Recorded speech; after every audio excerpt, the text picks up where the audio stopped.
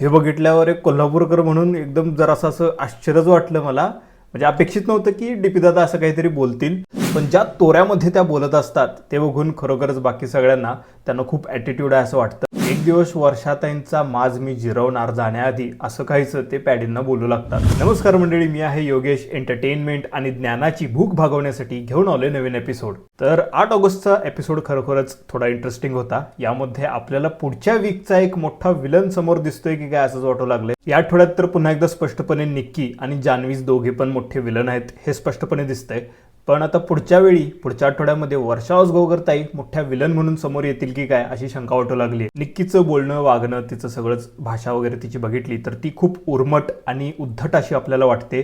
शिवाय तिला खूपच ॲटिट्यूड आहे असंही आपल्याला वाटतं. पण तिच्याच बरोबरीची लेवलची एक प्लेअर आपल्याला वर्षा उसगावकर ताई म्हणून आपल्याला दिसत आहेत सध्या. वर्षा उसगावकर ताई पण सडेतोड उत्तर निखिलला नेहमीच देत असतात. त्यांचा बोलण्याचा पण अंदाज जो असा आहे की तो बघितल्यानंतर त्यांना खूप ॲटिट्यूडच आहे असं वाटते सगळ्यांना. म्हणजे वर्षाताई नेहमीच कोणत्या तरी कॅरेक्टरमध्ये असल्यासारखे वावरत असतात सगळीकडे.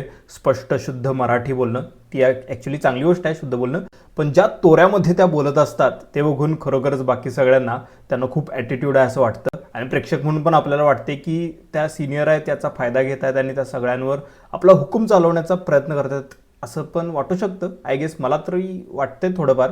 तुम्हाला काय वाटतं कमेंट बॉक्समध्ये सांगा. हाच सगळा विषय धनंजय पॅडींसोबत बोलत बसलेले असतात. अंकिताही त्यांच्याजवळ असते.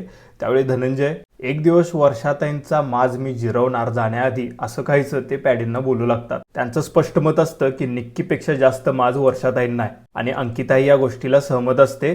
तर तुम्ही तो एपिसोड बघितला असेल, म्हणजे लेटेस्ट आता कालचाच एपिसोड आहे, बघितला असेल तर तुम्हाला माहीतच आहे.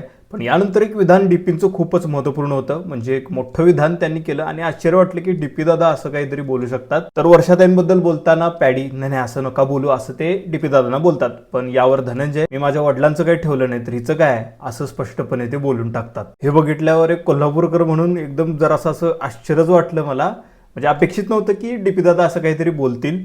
आता त्यांनी ते असंच बोलण्याच्या नादात असं काहीतरी बोललं असेल. मला नाही वाटत त्यांच्या मनामध्ये तसं काय असेल, पण खरंच ते जराचं आश्चर्यकारक होतं. म्हणजे पुढे जाऊन डीपी दादांचा खेळ पण खतरनाक होणार आहे आपण असं बोलू शकतोय. तर डीपी दादांच्या तोंडून हे विधान वडिलांवरचं हे तुम्हाला ऐकून आश्चर्य वाटलं का हे कमेंट बॉक्समध्ये सांगा. शिवाय तुम्हाला वर्षात निक्कीपेक्षाही जास्त माजुरड्या वगैरे आहेत का की त्यांना ॲटिट्यूड जास्त आहे असं वाटतं हे तुम्ही ते पण कमेंट बॉक्समध्ये मला कमेंट करून कळवा. व्हिडिओ आवडला असल्यास व्हिडिओला लाईक करा आणि अशाच प्रकारच्या व्हिडिओसाठी आपल्या चॅनलला सबस्क्राईब करा. धन्यवाद.